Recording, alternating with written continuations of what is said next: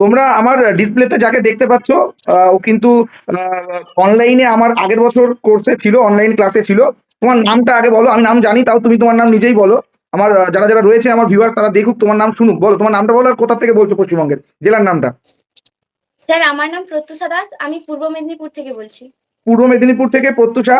ও মাধ্যমিক 2026-এ ম্যাথামেটিক্সে কিন্তু 98 স্কোর করেছে, 98।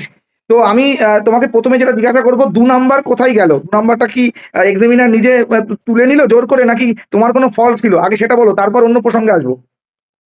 স্যার 2 নাম্বারটা আমি টাইম কুলাইনি, কারণ লাস্টে আর করতে পারিনি। ওটা একটা জিওমেট্রিক ছিল, আমি ছবিটা এঁকে খাতাটা আমাকে দিয়ে দিতে হয়েছে। আহারে, তার তো মানে ওই 2 নাম্বারটা যদি তুমি সময়ের অভাবে না হলেও মানে তুমি পেয়ে যেতে। আচ্ছা, এবার এবছর মাধ্যমিক পরীক্ষা দিয়ে অনেকে বেরিয়ে বলেছে যে প্রশ্ন নাকি অনেকটা মডারেট এবং অনেক ভালো প্রশ্ন ছিল, একদম গণিত প্রকাশ বই থেকে হুবহু টুকে দেয়নি সব অঙ্ক।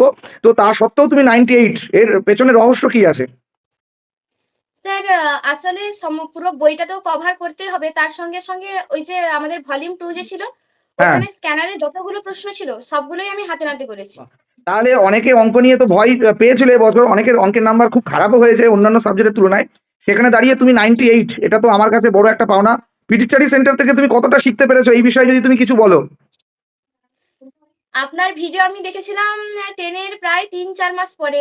একটা ভিডিওতে আপনি আসেন দেখেছি। সেই ভিডিওতে দেখে তারপর অনেকগুলো ভিডিও, তারপরে আপনার সঙ্গে যোগাযোগ করার চেষ্টা করছিলাম। তারপরে তারপরে আপনার একটা নাম্বার দেখতে পাই, সেখানে আপনাকে মেসেজ করি। তারপরে আপনার ক্লাসে ভর্তি হই। আর আপনি তো যেভাবে অনলাইনে যেভাবে পড়িয়েছেন, মক টেস্ট নিতেন, তারপর সমস্ত কিছু নোটস বানিয়ে দিতেন। তারপর যেগুলো পড়াতেন সেগুলো আমাদের কাছে ফিডব্যাকও নিয়ে নিতেন, মানে একদম অফলাইনের মতোই।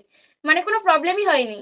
আর আমাদের ঘেটে ঘর সিরিজ, মরণকোপ সিরিজ, আমাদের যে পিডিএফ গুলো ছিল সেগুলো কতটা হ্যাঁ, এফেক্ট, সেগুলো সেগুলো তোমার সেগুলো কতটা? সেগুলো সেগুলোতে অনেকটাই এফেক্টিভ হয়েছে। কারণ আমাদের যে প্রশ্ন যে এসছে সেগুলোর মধ্যে প্রায় সাজেশন অনেকটাই লেগে গেছে, বা সেই টাইপের অনেক কিছুই এসেছে। একদম একদম বুঝতে পারছি।